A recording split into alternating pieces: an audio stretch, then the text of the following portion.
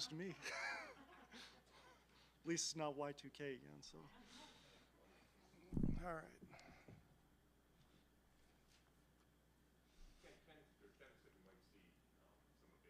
Mm-hmm. Yeah.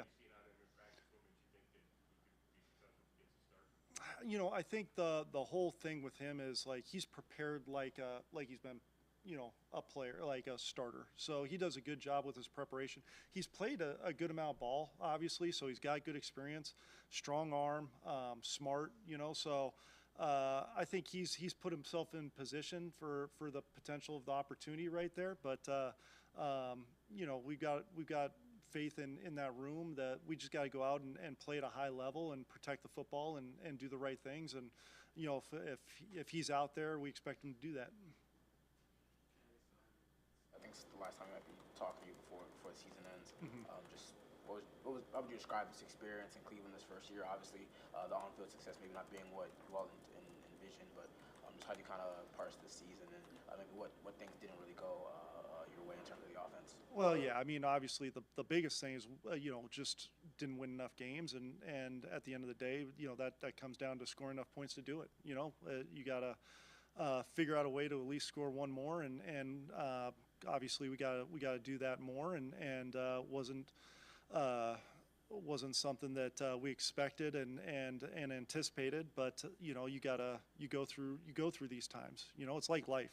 You know, you get punched in the gut sometimes in life, and for us it's going to be not about, you know, anything else than how you respond. You know, you got to respond in life, you got to respond in ball, and we're going to have to do that this week and then moving forward in the future. So you know, it's kind of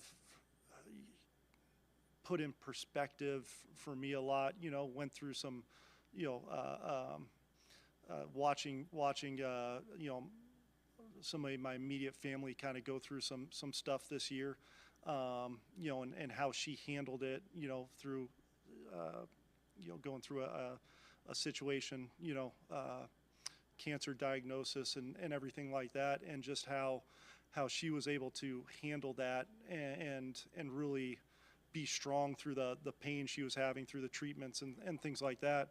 It really gave me a perspective about what fighting's all about and and how important that is. And it really gave me a perspective, and not to get on a soapbox here, but anybody who's going through that, just keep fighting, you know, and fight and get through it.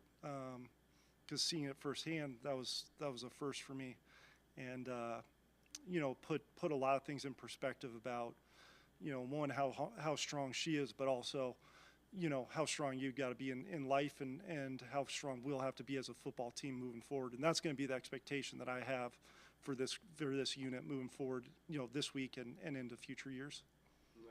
We're writing about it, but how is she doing now? Good, yeah, really good, thank you. Yeah, so it's you guys know, it's those things are processes that you gotta get through, and so we're early in the stage of treatments, but you know, getting through it. DTR was pretty hard on himself after both the games. He just looks really shaken. Mm-hmm. What can you do to salvage anything for him? No, look, I mean, he's a young player, and you know, these are early games that he's starting, and with every single rep you take in this league, especially game action, you're going to learn, and he's going to learn and continue to grow. You know, and I believe that with him. He's got an incredible work ethic. He's got an incredible drive and determination.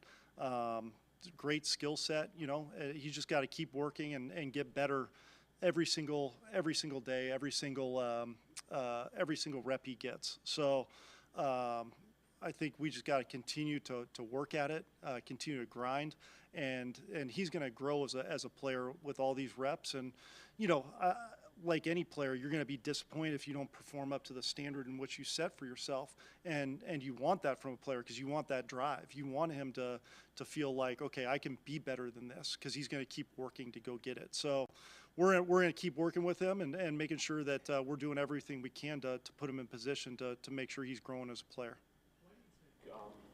You know, every week we'd ask you about, you know, various issues with the offense or whatever, but now that you're in the final week, just why was this so tough to fix?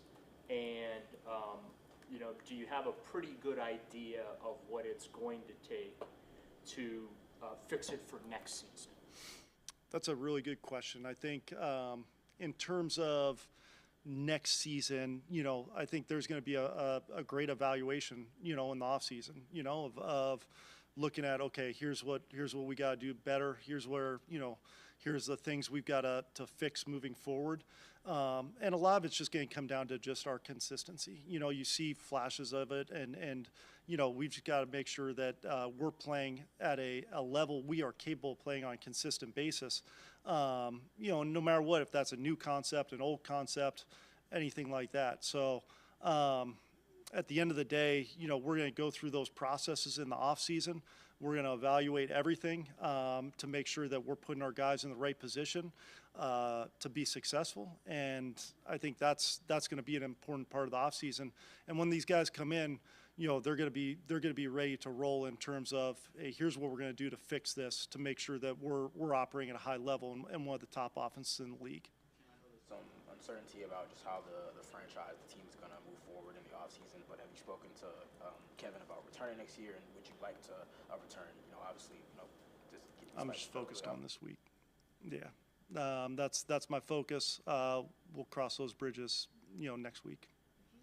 Had to call upon Jameis Winston for this week. Do you feel like his shoulder would be able to handle it? Yeah, I think it's continuing to get better, and I think yesterday was a walkthrough practice, so we'll evaluate that kind of today, tomorrow, to make sure in these full speed practices, to make sure that he's able to operate at a level that he can do it throwing the football, and I think he's been close in the previous weeks. We'll just continue to operate that as we go here.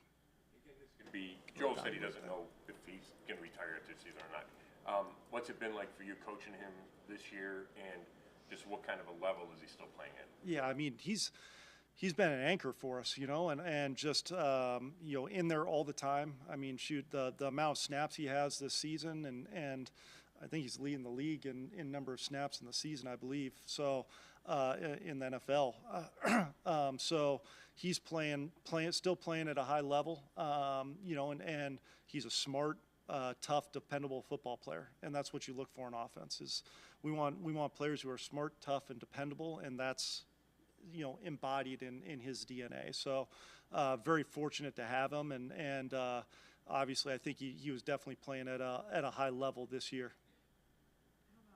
Ced Tillman, what do you feel like the outlook is like for Ced going forward? Yeah, I mean, obviously it's unfortunate having had him, available the past few weeks. Have been good opportunities for him to continue to grow as a football player. So I think the big thing for him is going to be getting the work in, getting back once he's healthy, and picking up really where he left off, because I thought he was ascending in a really positive direction, and unfortunately, he had the injury. The setback there. Guys have really kind of stepped up in his stead, but he did a lot for us from blocking, receiving, a lot of different things.